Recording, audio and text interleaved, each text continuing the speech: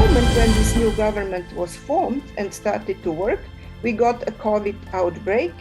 And very soon, the right-wing government showed that they, in fact, they had been using the COVID in order to install autocratic regime.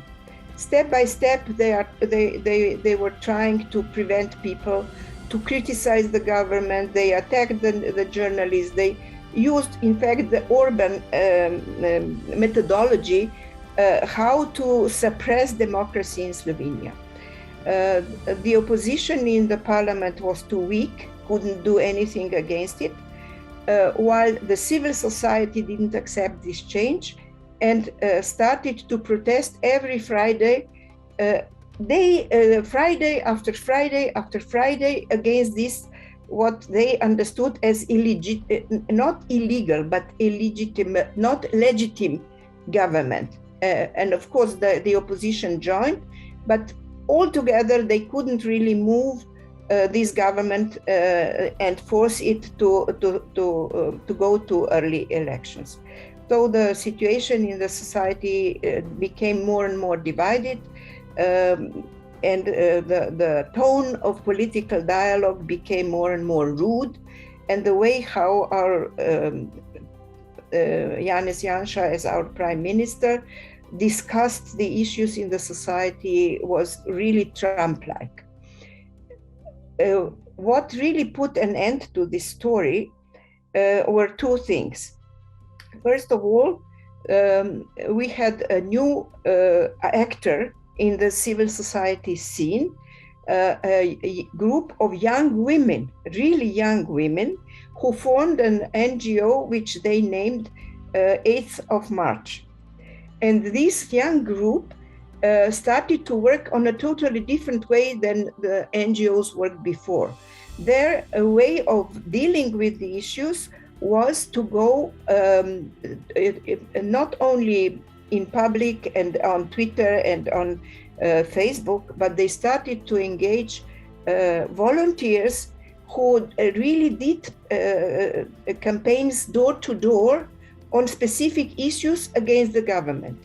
So they succeeded when the government, for example, succeeded to pass in the parliament a law which would allow the firms to build on the river boards and on, in fact, to privatize the rivers of the lakes and of the banks of the rivers and the seashore.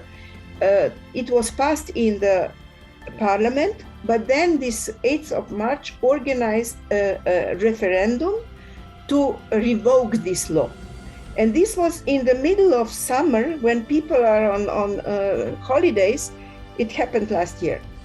And you cannot imagine more people went to this referendum than to the former elections.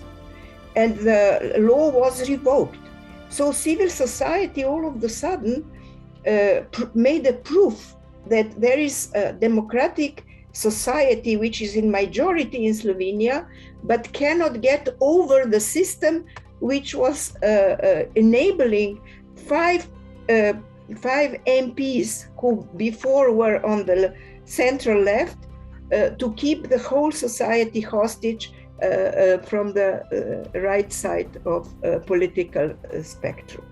And the elections were again done very similarly to this referendum style, because when political parties were running their political electoral campaign, 8th of March, this organization was running a campaign to accept a law which will put out of power the worst decisions, legal decisions of the government, which was still in place. And so, and they went to the countryside, they went to the small cities, and they were talking to the people and saying, this government is not good for us, it is not democratic, we all need to go to vote, and we need to get rid of the attempts to change Slovenia into an autocratic country. And we got 70% of electoral turnout, which is 20% more than last time, 20 percentage points more than the last time.